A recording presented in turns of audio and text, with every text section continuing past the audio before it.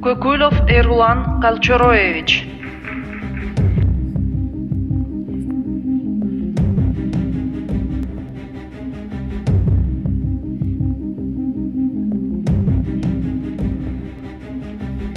Мен Көкүлов Эрлан Калчороевич Жогорку Кеңештин депутатынын ыйгарым укуктарын аткарууга киришип жатып, Кыргыз Республикасына берилгендигимди билдирип, Кыргыз Республикасынын конституциясын жана мыйзамдарын сактоого, өз милдеттерин бүткүл элдин кызыкчылыгына аткарууга, Кыргыз мамлекетинин эгемендигин, аймактык бүтүндүгүн жана көз карандысыздыгын коргоого ант беремин.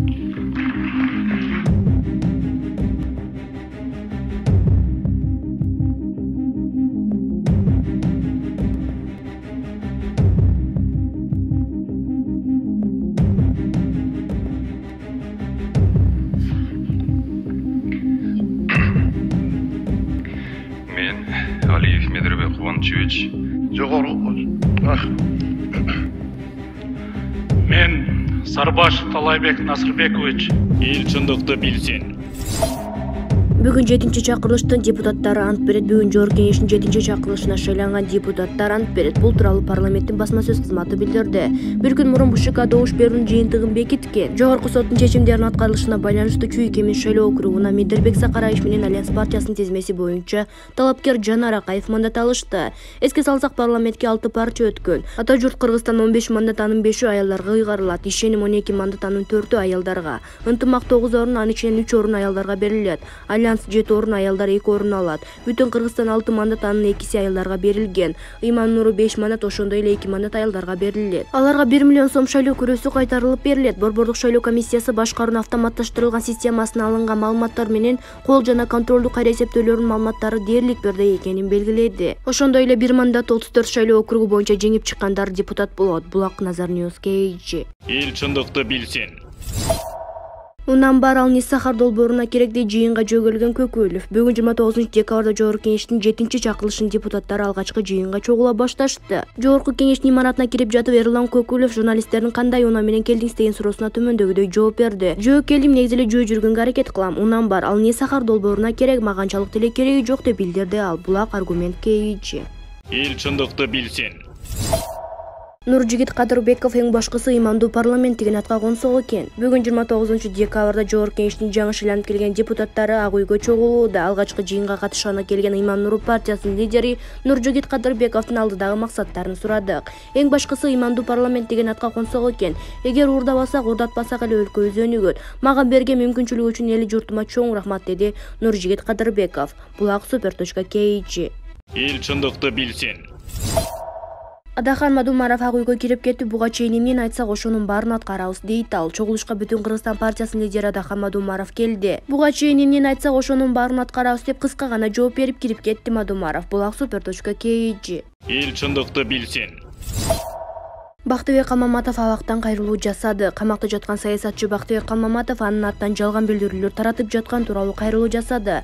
Калмаматовдун кайрылуусун адвокаты Мырзайым Камчыбекова жарыялады. Калмаматов аны бийлик менен сүйлөшүп жатыптыр Исмаил Исаков, Акматбек Келдибековго, Өмүрбек Текебаев жана Жулдузкан Жолдошовго каршы көрсөтмө берип жатыптыр деген маалыматтар толугу менен жалган экенин билдирген. Саясатчы мыйзамсыз абакта отурган жана ага карата кароолоо жүрүп жатканын билдирген. Парламенттин мурдагы депутаты Бактыбек Калмаматовдун Улуттук коопсуздук комитети расалык, этностук, улуттук, диний же региондор ортосунда кастыкты козутуу беренеси менен айыптап 22 декабрда камакка алынган.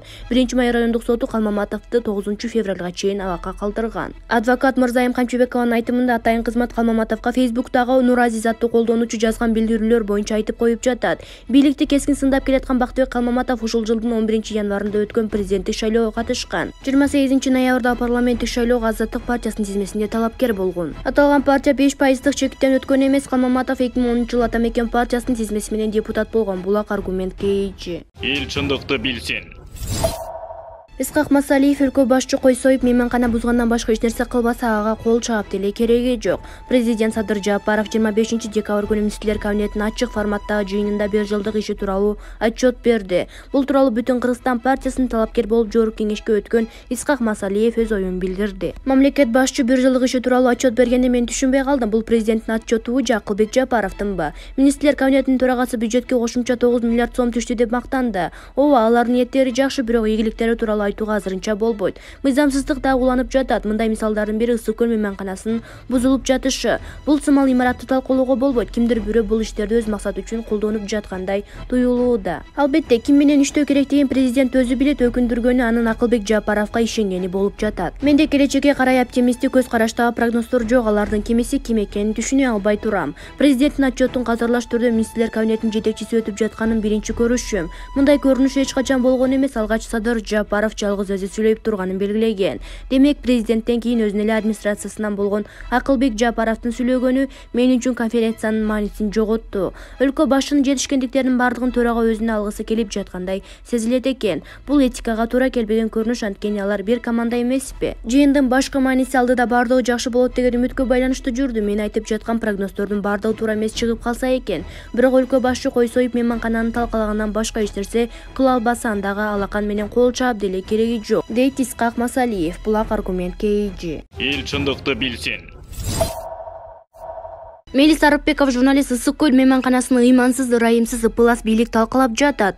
Ысык көл мейманкананын ыймансыз, ырайымсыз ыпылас бийлик талкалап жатат. Бул эмне деген наадандык жана пастык, эмне деген душмандан дагы миңеси өткөн чыккынчылык, жалпы жумурай журтту басынткан басмачылык.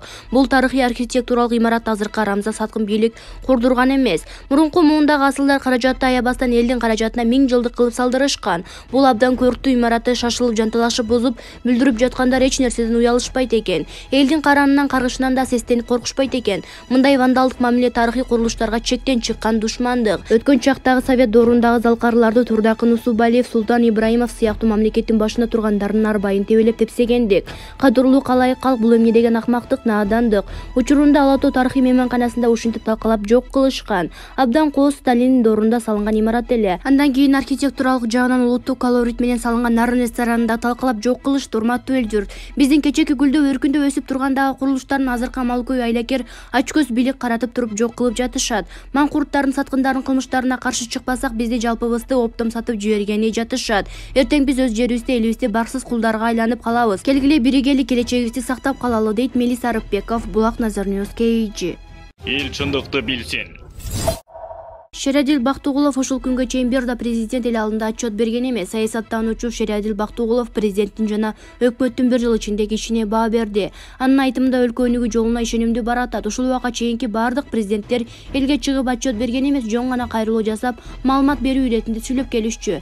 Бийликтин жалгыз эси болуп эсептелген эл алдында жасалган иштер тууралуу отчет берүү дегенди таптакыр көргөн эмеспиз. Азыркы маалда өз көйгөйлөрүн чече албай жаткан карапайым калк айылына, регионуна байланыштуу маселелерди президент менен жолугушууда ачык айрым айта алат. Мындай көрүнүштөр министрликтер менен ведомстволордун ишинин негизине айланып калды. Кыргыз-Орус өнүктүрүү фонду аркылуу бизнес долбоорлорду түз каржылоо механизмдери иштей баштады. Ортомчу банктардын кийлигишүүсүз жүрүп жаткан бул аракеттер бизнес өкүлдөрүнүн ишин кыйла оңойлотууда. Бул жылдын ичинде 11 айда Кыргызстандын бюджетине 162 миллиард сом чогулду. Буга чейинки 5 жылдык убакыт арасында эң чоң көрсөткүч 148 миллиард болчу. Президент берген убадаларды кандай аткарылып жатканын айтып уланта берсек да болот. Андан көрө анын отурумда сүйлөгөн сөздөрүн угуп көрүш керек. Айрыкча белгилей кетчү маселе республиканын коопсуздук үчүн эгемендүүлүктү 30 жылдыгын ичинде өлкөбүз аскердик тиги учак, учкусуз учуучу аппараттарды биринчи жолу сатып алды. Ошондой эле офицерлердин алган акчалары да дээрлик экесе өстү. Мамлекетибизде 30 жыл бою турмуштун бардык тармактарында жана жарандардын ишмердүүлүгүнө көйгөйлөр топтолуп чаташып калган эле. Жөнөкөй эл менен болгон маектер учурларында кыргыз бийлигине дарегине берилген түрдүү бааларды угуп келчүбүз. Азыркы маалда бардыгы жакшы жакка өзгөрөт деген ойлор басымдуу болуп жатканы талашсыз. Бул үмүттөрдү биз 1990-жылдарда жоготуп алдык эле, эми мынтип кайра жанданып келүүдө. Булак аргумент KG. Эл чындыкты билсин.